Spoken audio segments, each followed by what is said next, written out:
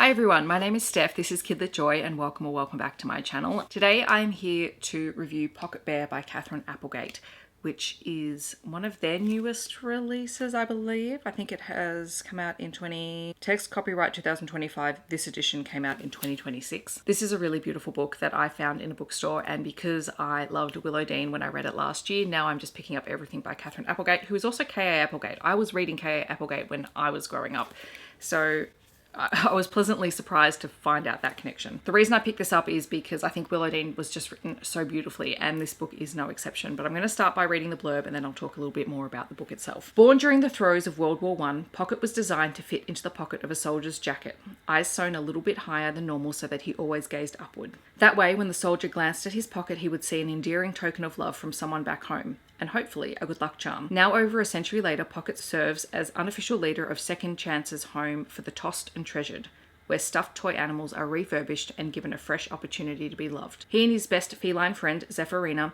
known far and wide as a cat burglar, have seen it all, and then some. An unforgettable tale of bravery, loyalty, and kindness, Pocket Bear reminds us all that love comes in many forms, sometimes filled with fluff, and that second chances are always possible. So this book is absolutely gorgeous. It is actually told from Zephyrina's perspective. Zephyrina is the cat, and she has a habit of stealing things. She loves to go wandering around the street. She loves to go through trash cans, and she tends to find a whole lot of things that have been lost. And she has reluctantly been adopted by Dasha and Elizaveta, who are a mother and daughter who are refugees from Ukraine. Dasha's father was killed over in Ukraine and Dasha was injured. Dasha is a child, I'm not quite sure how old she is, and she walks with crutches as a result of being injured in the war. They've moved to, I think it's New York, and are trying to build a new life. At one point, Zephyrina turned up on their doorstep and has kind of stuck around. And when Zephyrina starts leaving gifts behind, the things that she finds in and around where they live, they start up the Second Chance's home. There's a whole process for all of these toys that Zephyrina finds, which includes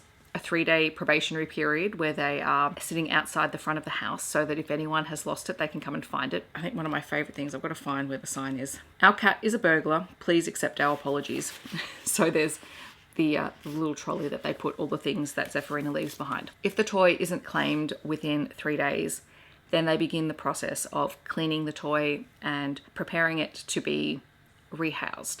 So there's a beautiful undertone here of recycling and restoring things that other people can use again. Pocket Bear is a little toy that Dasha found in the cupboard of the house when they moved in. And Pocket Bear, having survived World War I, does keep all the toys in line because all of these toys can move around and can talk, but they only do it at night time when Dasha and Elizaveta are asleep. And so one day Zephyrina finds a very old teddy bear in the trash and brings it home. And Pocket realizes that this teddy could be one of the original first teddy prototypes from Germany. And it's a really gorgeous story about these two bears, both very, very old, both over 100 years old, made in places that were opposing each other in that war, coming together. And we have an external conflict in that there is a woman who finds valuable things and sells them at auction, and she does try to steal Bear One, which is the teddy that Zephyrina finds, and Zephyrina has to step into action reluctantly to save Bear One. And it's also about the preservation of history because there is also a museum curator who is very curious about the bear but has the intentions of telling the story of this bear truthfully. And then there is also some of the financial stress that Elizaveta and Dasha are under as refugees in a new country.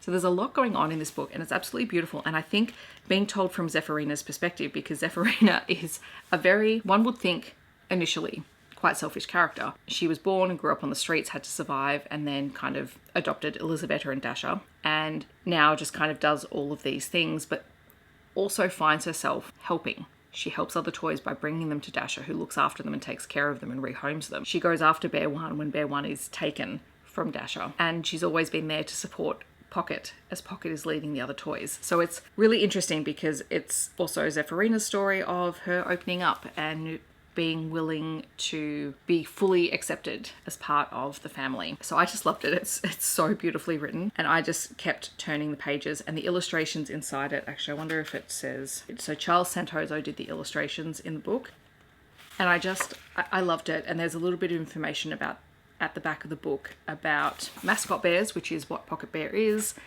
and about the Steiff teddy bear and the history of, you know, who designed the first teddy bear and what happened to them and all that sort of thing.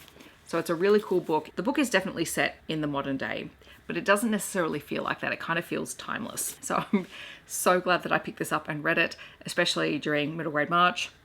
This was wonderful. I really, really enjoyed it. And I think this will be a book that I might try and read to the class, because while it is a longer book, it is beautiful and the language in it is stunning. I would love to know, have you read Pocket Bear? Are you planning on picking it up? Or do you have recommendations for similar titles? If you just want to let me know that you're here but you don't want to leave a comment, feel free to leave a bear emoji. Otherwise, I hope that wherever you are in the world, you're staying safe and healthy, and I will see you in my next video. Thanks so much for watching. Bye, everyone.